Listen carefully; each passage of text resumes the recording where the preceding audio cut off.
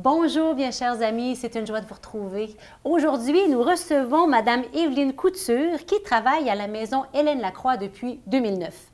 D'abord comme intervenante psychosociale, puis elle devient en 2020 agente de sensibilisation et formatrice en matière de violence conjugale pour les entreprises et organisations. La Maison Hélène Lacroix est une ressource d'aide et d'hébergement pour les femmes victimes de violences âgées de 18 ans et plus. Cette maison a aussi comme objectif de sensibiliser, informer et outiller les entreprises et organismes du milieu sur la problématique et les enjeux de la violence conjugale. Bonjour Évelyne. Bonjour Geneviève. Alors, merci d'être avec nous pour ce sujet si délicat et important, parce qu'au cours de la dernière année, on a tellement entendu parler de féminicide. Je me demandais, est-ce qu'il y a réellement plus de violence faite aux femmes ou est-ce qu'on en parle plus ou on en parle mieux? Bien, une chose est certaine, c'est qu'il y aura toujours trop de violence envers les femmes. Ça, c'est sûr.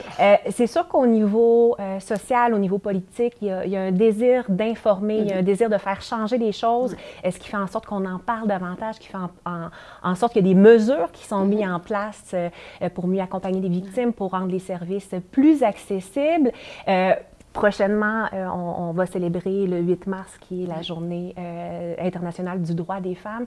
Bien, le droit à la sécurité devrait être un enjeu majeur pour cette journée. J'ai été impressionnée par votre site Internet. Vraiment, il est complet, accessible, simple. Ça, c'est le fun. Il y a même une fonction qui s'appelle « S'en sortir rapidement ».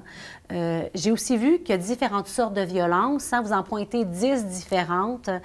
Comment est-ce qu'on peut rester attentif et apprendre à repérer les situations problématiques dans notre entourage? Bien, c'est une excellente question parce que l'enjeu de la violence conjugale fait en sorte que c'est complexe. Puis, pour mieux être alerte, bien, il faut bien comprendre qu'est-ce que c'est la violence prime abord. Puis, c'est important de sortir du stéréotype que la violence, ce n'est pas une perte de contrôle, mais c'est vraiment un moyen qui est choisi par l'agresseur, qui majoritairement, quand on regarde les statistiques, est masculin dans 80 des cas. Encore aujourd'hui, c'est 80 des victimes qui seront des femmes. Donc, c'est important de réaliser que c'est vraiment une prise de pouvoir. On parle d'une relation d'inégalité. Souvent, les femmes vont être dans le cycle de la violence. Puis quand on parle du cycle, bien, c'est comme toute relation, on commence avec la lune de miel, mais en violence conjugale, rapidement, une phase de tension va s'installer. On a l'impression de marcher sur des œufs, on a l'impression qu'on doit surveiller ce qu'on dit, ce qu'on fait, parce qu'on appréhende que quelque chose va arriver. Puis ce qu'on appréhende, bien, souvent, c'est l'agression, c'est une forme de violence. Comme tu as nommé sur le site web, on voit les 10 formes de violence qui peuvent être présentes. On parle de violence sexuelle, de violence économique, de violence spirituelle, hein, de dénigrer les projets de vie ou de dénigrer les pratiques ou les croyances de quelqu'un, les violences physiques aussi qu'on va parler, les violences psychologiques. Donc, les formes de violence vont être différentes. Plus on avance dans le cycle, plus ces violences-là vont augmenter. Et rapidement, quand une phase de violence arrive, la personne qui vit les violences se pose des questions, réalise que ça ne fonctionne pas, va s'affirmer, va essayer de trouver une explication. Et ce qui arrive face à l'agresseur, c'est que l'agresseur va se déresponsabiliser, va justifier ses actes par des facteurs extérieurs. Non, mais tu sais, c'est dur au travail, moi, présentement. Tu le sais, j'ai vécu de la violence dans mon enfance, fait que c'est normal que j'explose. Tu sais, j'avais consommé. Donc, il va se déresponsabiliser, responsabiliser souvent la victime en disant « Non, mais c'est parce que tu as dit telle chose ou tu as agi de telle façon, sinon, je n'aurais pas réagi comme ça. » Comme humain, bien, on se questionne, on s'invalide, on se pose des questions, puis rapidement, on ne trouve pas réponse ou rapidement, stratégiquement, la personne qui a commis des violences va nous ramener à la lune de miel pour nous rappeler à quel point on était donc bien avec cette personne-là, puis on l'a choisi pour ses bons côtés. Mais en violence, qu'est-ce qui est difficile, c'est qu'on aime la personne, mais on n'aime pas les comportements de violence. Oui, c'est ça. Donc, comment qui sont inacceptables. Exactement, qui sont inacceptables. Donc, comment une femme peut sortir de ce cycle-là? Bien, souvent, c'est d'identifier où elle se trouve dans le cycle. Parfois, c'est des gens de l'extérieur qui vont nous aider à identifier. Hey, tu sais, je te sens marcher sur des œufs, ça m'inquiète, c'est peut-être pas normal, tu te sens comment par rapport à tout ça? Donc, il faut bien comprendre les violences pour pouvoir accompagner quelqu'un et l'éclairer sur ce qu'elle vit pour aller chercher de l'aide. Tu parlais justement des personnes extérieures à la situation. Parfois, on peut avoir des doutes qu'une personne, justement, subit de la violence. Une personne aînée, une collègue de travail, une amie, une cousine. Mais on peut être intimidé d'aborder le sujet de peur de se tromper ou de paraître invasive ou invasif dans la vie de la personne, dans la vie personnelle de la personne. Comme intervenante, qu'est-ce que tu me répondrais face à ces hésitations? Est-ce que c'est bon d'aborder le sujet avec la personne? Est-ce qu'il y a une façon simple de le faire? Bien, souvent, on se sent maladroit, on se sent impuissant. La plus belle chose qu'on peut offrir, c'est de rester humain, d'être dans notre savoir-être. Si on a une inquiétude, c'est d'aller le partager à la personne sans s'auto-conclusion. Hey, moi, ce que j'ai vu, ce que j'ai entendu, c'est de la violence, c'est inacceptable, il faut que tu mettes fin à ta relation.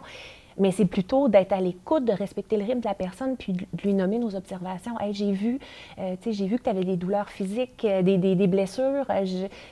Ça me questionne, qu'est-ce que tu vis? Ou je sens que tu es plus fébrile ces temps-ci. Je sens que tu évites de venir aux activités sociales qu'on t'invite. Je sens que tu es différente. Ce qu'on veut montrer, c'est qu'on a un souci pour l'autre personne, qu'on s'inquiète pour elle. Puis c'est normal peut-être que la personne...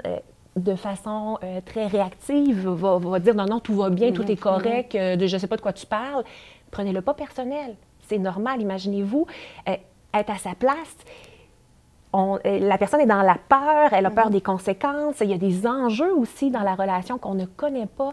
Donc, prenez-le pas personnel, puis nommer encore et encore s'il y a des faits qui vous inquiètent. Parfois, on va manquer de mots. Parfois, on ne sait plus comment exprimer notre inquiétude pour la personne qu'on aime, qu'on apprécie. Bien, gênez-vous pas non plus à appeler les maisons d'hébergement. Les maisons d'hébergement sont là pour accompagner les proches des gens qui vivent des violences. On a parlé beaucoup des violences conjugales depuis le début, mais sachez aussi qu'il y a les violences familiales qui sont présentes. On va voir beaucoup de femmes plus âgées qui vont vivre des violences économiques, des violences psychologiques, verbales de la part de leurs proches, de la part de la famille qui prend soin d'eux. Donc, sachez que c'est possible pour elles aussi d'avoir accès à nos services. Donc, on peut téléphoner comme si on s'inquiète pour quelqu'un. On peut téléphoner. C'est pas juste à la personne de téléphoner. La personne peut téléphoner et la personne qui s'inquiète aussi pour avoir des pistes peut nous appeler pour avoir c'est beau ça. Merci. je me questionnais là-dessus, justement.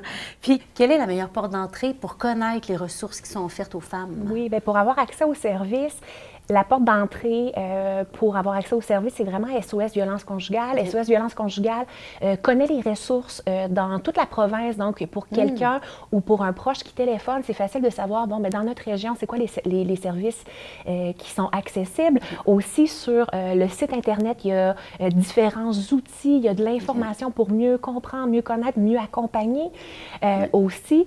Donc, SOS Violence Conjugale est vraiment une ressource importante et primordiale pour les victimes.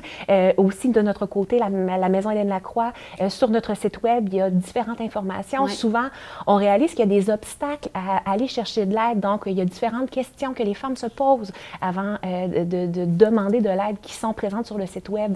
Donc, on est une référence aussi. Et par téléphone, on est là 24 heures sur 24, 7 jours sur 7. Donc, c'est possible de nous appeler. C'est beau de voir toute ce déploiement pour aider les femmes dans ces situations tellement déplorables, tristes. En terminant, qu'est-ce qui te motive, Evelyne, à travailler depuis tant d'années en violence conjugale?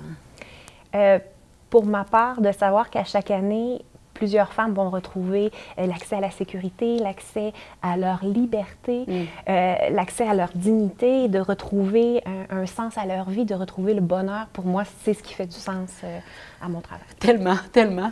Wow! Et est-ce que tu aurais un message pour les femmes qui nous écoutent présentement et qui se questionnent sur leur relation? Bien, la chose que je voudrais vous dire, c'est que vous n'êtes pas seul. C'est normal de se poser des questions, puis sachez qu'il y a des organismes qui sont là pour vous aider à trouver les réponses, vous aider à respecter votre rythme aussi. Dans tout ça, il n'y a pas seulement une solution. La meilleure solution, c'est celle que vous allez choisir pour votre vie. Donc, sachez qu'on est là, puis n'hésitez jamais à nous téléphoner. Merci, Evelyne, de ce que tu nous partages. C'est tellement précieux pour toute cette aide que toi et ton organisme vous apportez aux femmes. C'est vraiment touchant et c'est précieux et important pour notre époque. Voilà. Merci, Geneviève, de nous avoir invités. Avec plaisir.